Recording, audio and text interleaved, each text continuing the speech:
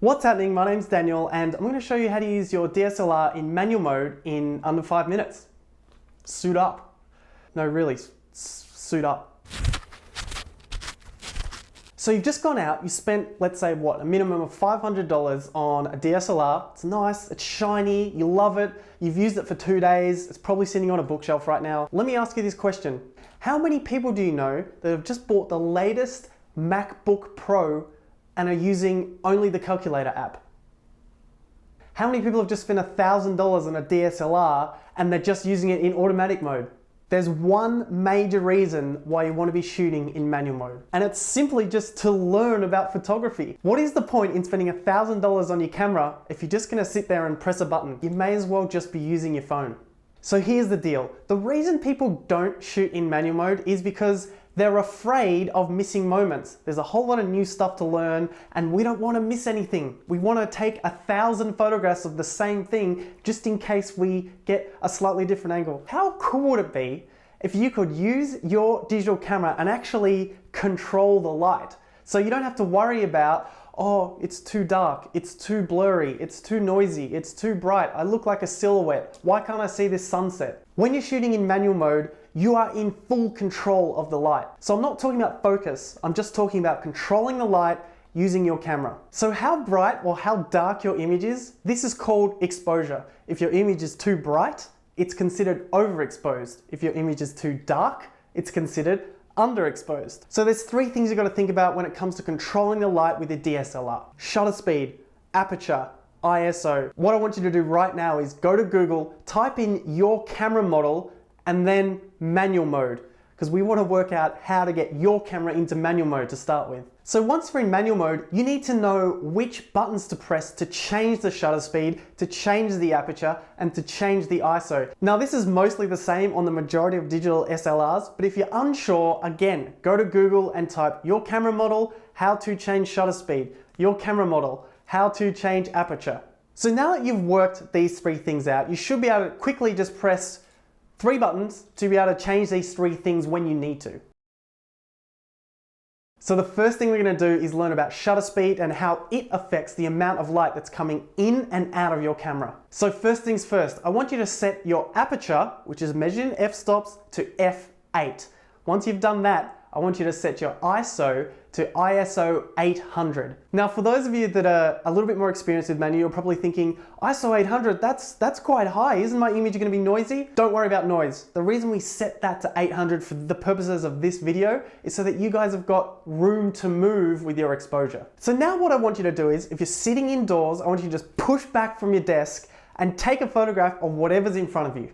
Have a look at the back of your screen and then work out, is it too dark? So in other words, sometimes you'll probably see just a black screen with a few numbers on it. If it's the opposite, you might have a white screen with a few numbers on it. If it's really dark, this means that your image is underexposed, which means you need to slow down the shutter speed. When you slow down the shutter speed, you brighten up your image. If you see a white screen, this means that your photograph is too bright. So you need to speed up your shutter speed. So remember, with shutter speed, slowing it down just means reducing that number. So a fast shutter speed is 1/4000th of a second, something like this.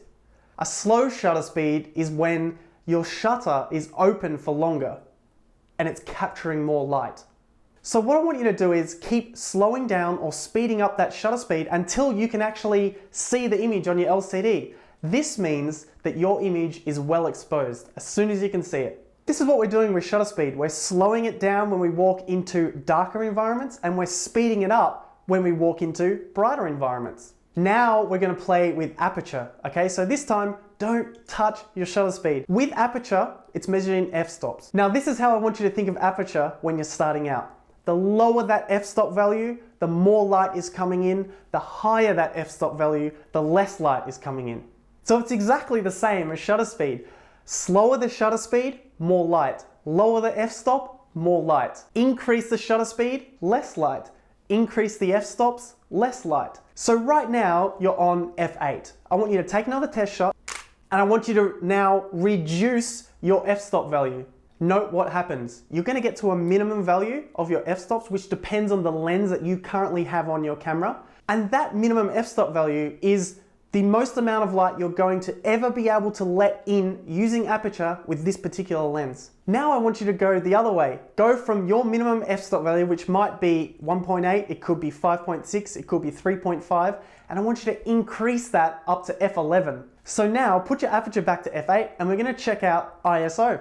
So you're still on ISO 800. Now remember, all three of these things control the light. So when you reduce that ISO value, you're actually letting less light in. When you increase that ISO value, you're letting more light in. So what I want you to do right now is reset the settings back to how we had it at the start of this video. So F8, ISO 800, and your shutter speed on whatever it needs to be to get a well-exposed image right now. Now that you've done that, all I want you to do is increase the ISO, okay? So take a test shot, have a look at it, increase the ISO, take another test shot, look at it, increase the ISO, and keep doing this until you get to the maximum ISO of your camera. What you'll notice is that as you increase the ISO, your image is getting brighter, but you're also introducing digital noise. And digital noise is like the little white staticky things that you would kind of see on an old analog TV. This is a bad thing. This is reducing the quality of the image. So this is why when we have plenty of light, if we're out photographing in the middle of the day, you want to have your ISO on the minimum value. So two things to note. When you're letting in more light by slowing down the shutter speed, you're going to get to a point where your shutter speed is so slow that you can't handhold the camera and still get a non-blurry image. So what we say is when you get down to 1/50th of a second, 1/50, do not go any slower. So this is what I want you to do to practice. Wait until sunset, walk outside, set your ISO to 400, set your aperture to f8, and then take a test shot. Choose your shutter speed according to that test shot, so keep slowing it down or speeding up until you get a well-exposed image. And then as the sun goes down, you slow down your shutter speed. When you get to 1/50th of a second, I want you to stop right there, and if you still need more light, then I want you to reduce your f-stops. So once you get to the slowest shutter speed, the lowest f-stop, the last thing you want to do is increase the ISO in order to let more light into the camera.